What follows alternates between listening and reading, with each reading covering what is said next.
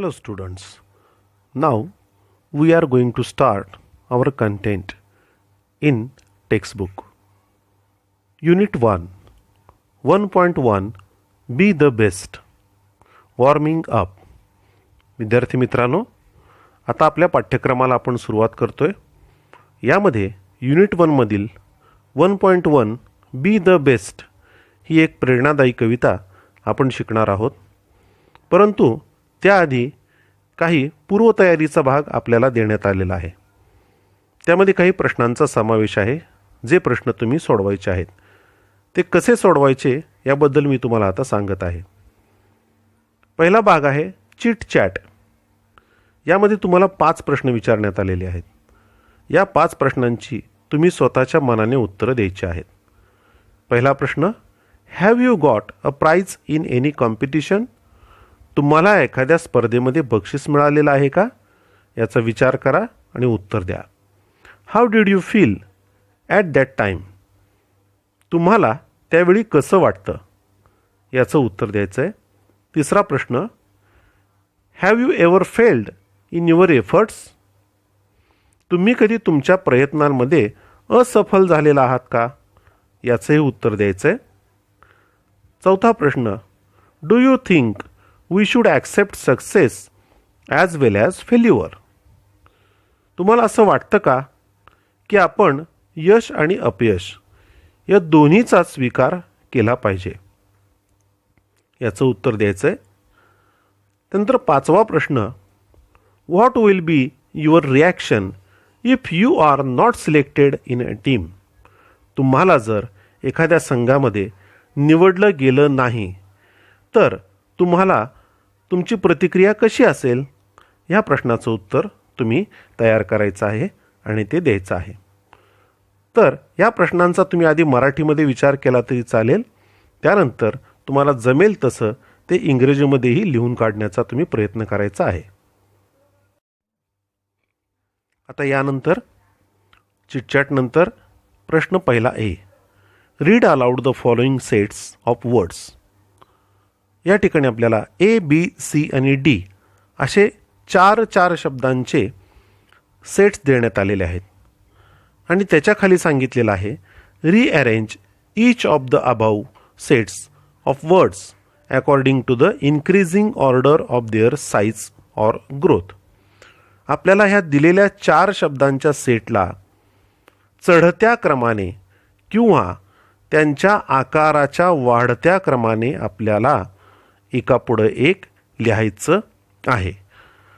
तर आपण पहिला सेट बघूयात. ए, रिव्हर, स्ट्रीम, सी आणि ओशन. तर आपण आकारमानाचा जर विचार केला तर आपल्याला सुरुवातीला स्ट्रीम घ्यावा लागेल. स्ट्रीम याचा अर्थ एखादा झरा, एखादा ओहोळ, ओढा असं आपण म्हणू शकतो. त्यानंतर रिव्हर म्हणजे नदी, त्यानंतर सी म्हणजे समुद्र आणि ओशन याचा अर्थ महासागर. तर अशा प्रकारे आपल्याला पुढील 3ही सेटमधून आकारमानाप्रमाणे आपल्याला त्यांचा चढता क्रम लावायचा आहे किंवा त्यांच्या वाढीप्रमाणे, वाढीच्या आकाराप्रमाणे त्यांचा क्रम लावायचा आहे. आता वॉर्मिंग अपमधील प्रश्न दुसऱ्याबद्दल आपण माहिती घेऊया. In your pre-primary classes, you must have learned the story of the lion and the mouse.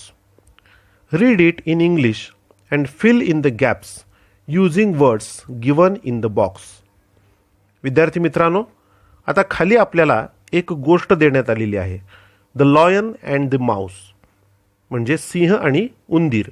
ही कथा आपण ऐकलेली आहे, वाचलेली आहे. तर या गोष्टीला आपल्याला ज्या रिकाम्या जागा आहेत त्या रिकाम्या जागा भरण्यासाठी खाली पिवळ्या चौकटीमध्ये तुम्हाला काही शब्द देण्यात आलेले आहेत. तर ती गोष्ट तुम्ही वाचायची आहे आणि त्या पिवळ्या चौकटीमधील शब्द या गोष्टीमध्ये योग्य त्या रिकाम्या जागी तुम्ही भरायचे आहेत. आणि ते भरून झाल्यानंतर मॉरल ऑफ द स्टोरी आपल्याला लिहायची आहे. म्हणजे तुम्ही यातून काय बोध घेतला तो तुम्ही या ठिकाणी लिहायचा आहे. आता या रिकाम्या जागाबद्दल आपण विचार करू. तर काही रिकाम्या जागा मी तुम्हाला या ठिकाणी सांगत आहे. A lion was sleeping in a. आता यापुढे लॉयन वॉज स्लीपिंग, सिंह झोपला होता. कुठं? तर आपल्याला खाली जे शब्द आहेत त्यामधून आपल्याला लक्षात येईल की तिथं फॉरेस्ट असा शब्द आहे. तर या रिकाम्या जागी आपण फॉरेस्ट हा शब्द वापरू शकतो. म्हणजे ते वाक्य असं होईल, अ lion was sleeping in a forest. तर या पद्धतीनं तुम्ही ही गोष्ट पूर्ण करायची आहे. आता आपण प्रत्यक्ष कवितेला सुरुवात करत आहोत. First I am going to read the poem be the best. Dear students, be the best. It is a poem written by Douglas Malloch. It is a very inspirational poem. विद्यार्थी मित्रांनो, बी द बेस्ट ही कविता Douglas Malloch या कवीने लिहिलेली आहे आणि ही एक अतिशय प्रेरणादायी कविता आहे. मी कविता वाचन करत आहे आणि तुम्ही सुद्धा तुमच्या पाठ्यपुस्तकामध्ये बोट ठेवून मी जेवढे शब्द वाचतोय ते सुद्धा तुम्ही वाचायचे आहेत. Let's read the poem. Be the best. If you can't be a pine on the top of the hill, be a scrub in the valley. But B the best little scrub by the side of the rill. Be a bush if you can't be a tree.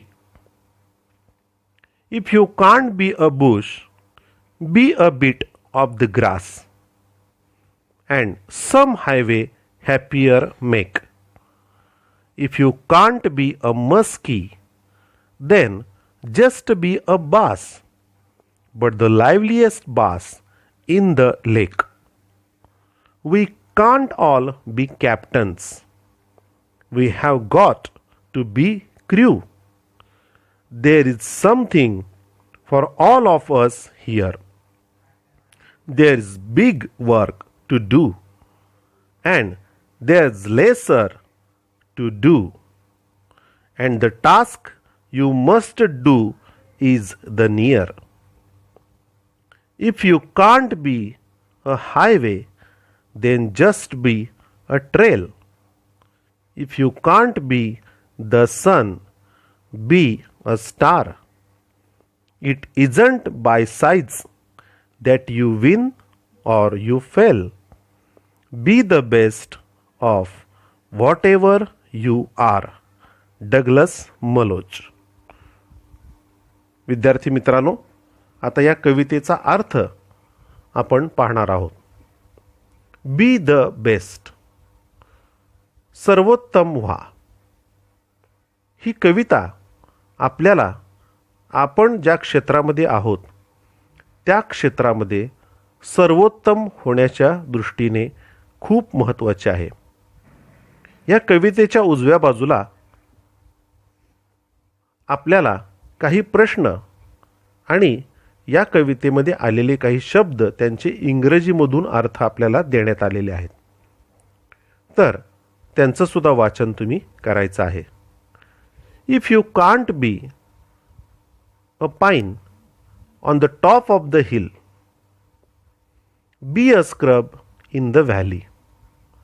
कवी या ठिकाणी म्हणतोय, जर तुम्ही उंच अशा टेकडीवरील देवदार वृक्ष जरी झाला नसाल, होऊ शकत नसाल, be a scrub in the valley. आता स्क्रब याचा अर्थ काय? An area covered by small low plants. अशी जागा की ज्या ठिकाणी खुरटी झुडपं वाढतात त्याला स्क्रब असं म्हणलं जातं. तर एखादं व्हॅली याचा अर्थ खरं तर खोरं असा होतो, नदीचं खोरं आपण ज्याला म्हणतो. पण या ठिकाणी एखाद्या ओढ्याच्या शेजारची जमीन असं आपण म्हणू शकतो. डोंगर दऱ्यांमधून जे ओढ्याच्या शेजारी जमीन असते त्याला आपण व्हॅली असं म्हणू. जर तुम्ही टेकडीवरील देवदार वृक्ष होऊ शकत नसाल, तर एखाद्या ओढ्याच्या शेजारील तुम्ही खुरट्या झाडांची जागा होऊ शकता. But B the best little scrub by the side of the reel. परंतु तुम्हाला त्यामध्ये सर्वोत्तम असं स्क्रब व्हावं लागेल. एखाद्या ओढ्या शेजारी असणारं सर्वोत्तम स्क्रब जे बघून कुणालाही आनंद वाटेल. बी a Bush if you can't be a tree. तुम्ही जर वृक्ष होऊ शकत नसाल तर तुम्ही झुडूप सुद्धा होऊ शकता किंवा तुम्हाला झालं पाहिजे. तर या ठिकाणी निसर्गामधील काही उदाहरणांचा वापर करून कवीने आपल्याला सांगितलेलं आहे की आपण जे आहोत ते स्वीकारायला शिकलं पाहिजे. एखाद्या झुडपाने देवदार वृक्ष होण्याचा प्रयत्न केला नाही पाहिजे, तर त्याने स्वतःला आहे त्या ठिकाणी सुंदर करण्याचा प्रयत्न केला पाहिजे. पुढचं कडवं आपण पाहूया. In next stanza, if you can't be a bush, be a bit of the grass and some highway happier make. जर तुम्ही झुडूप सुद्धा होऊ शकत नसाल तर थोडीशी हिरवळ व्हा. बीट ऑफ द ग्रास, थोडीशी हिरवळ. And some highway happier make. एखादा महामार्ग त्याच्या शेजारी जर एखादी थोडीशी हिरवळ दिसली तर जसं त्या महामार्गावरून जाणाऱ्याला आनंद वाटतो ती हिरवळ बघून, तसं तुम्ही छोटीशी हिरवळ झाला तरी चालेल आणि ज्यामुळं बघणाऱ्यालाही आनंद होईल. If you can't be a muskie then just be a bass. आता या ठिकाणी मस्की आणि बास हे दोन शब्द, तर ही माशांची नावं आहेत. Name of fish. मस्की ह्या माशाचा आकार थोडासा मोठा असतो, तर बास हा थोडासा लहान आकाराचा मासा असतो. आता हे मासे परदेशामध्ये आढळत असल्यामुळं त्यांची तिकडची नावं आपल्याला या ठिकाणी देण्यात आलेली आहेत. तर तुम्ही मस्की होऊ शकत नसाल तर तुम्ही बास ह्या नावाचा मासा तरी व्हा. But the liveliest bass in the lake. Muskie आकाराने मोठा असतो तर बास हा आकाराने लहान असतो. तर तुम्ही मस्की होऊ शकत नसाल तर बास हा मासा व्हा, परंतु त्या तलावातील, त्या सरोवरातील सर्वोत्तम सुंदर असा तो मासा असला पाहिजे. We can't all be captains. Now the next stanza. We can't all be captains, we have got to be crew. आपण सर्वच जण कप्तान होऊ शकत नाही, तर आपल्याला खलाशी सुद्धा व्हावं लागेल. आता ह्या वाक्याचा अर्थ की प्रत्येकानेच जर कप्तान व्हायचा प्रयत्न केला जहाजाचा तर त्या जहाजावर असलेली इतर कामं कुणीही करणार नाही. त्यामुळं एखादं जहाज चालवण्यासाठी जशी कप्तानाची गरज आहे तशीच त्या जहाजावरील इतर कामं करण्याची सुद्धा गरज आहे. त्यामुळं we can't all be captains. आपण सर्वच जण कप्तान होऊ शकत नाही. We have got to be crew. आपल्याला खलाशी सुद्धा व्हावं लागेल. There is something for all of us here. आपल्या प्रत्येकासाठी इथं काही ना काहीतरी आहे. There is big work to do. आपल्याला खूप मोठं काम करायचं आहे. And there is lesser to do. आणि काही कमी महत्त्वाची कामं सुद्धा आहेत. लेसर म्हणजे जरा थोडीशी कमी महत्त्वाची.